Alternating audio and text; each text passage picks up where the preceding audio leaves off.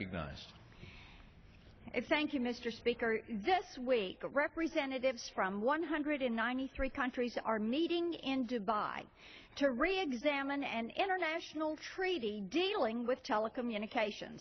Several hostile countries are seeking to use this opportunity to impose new international regulations on the Internet.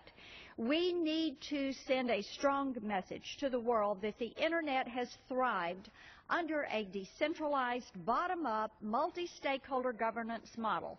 That is why I stand in strong support of Senator Rubio's Senate Concurrent Resolution 50.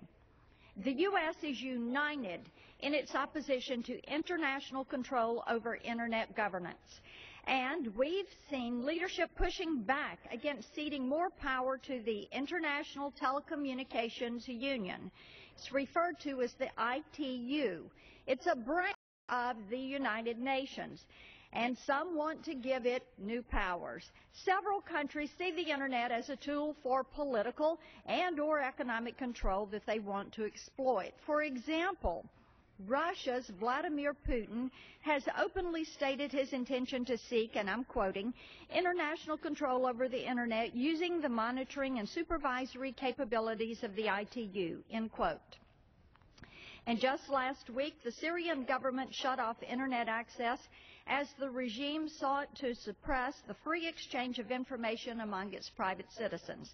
But it's because the Internet is the ultimate tool of political and economic liberation that we should foster and protect it, not give those who fear its impact on politics and the economy the power to repress its continued innovation and untapped potential. I also want to make an important point about our legitimacy in the fight to keep the Internet thriving, democratic, and decentralized. Unfortunately, we did undermine our credibility when the Federal Communications Commission imposed net neutrality regulations without the proper statutory authority to do so.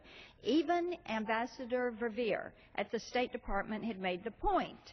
He said in 2010 that the net neutrality proceeding, and I'm quoting him, is one that could be employed by regimes that don't agree with our perspectives about essentially avoiding regulation of the Internet and trying to be sure not to do anything to damage its dynamism and its organic development. It could be employed as a pretext or as an excuse for undertaking public policy activities that we would disagree with pretty profoundly, end quote. We need to pass S.Con.Res50, rebuild our credibility in support of Internet freedom.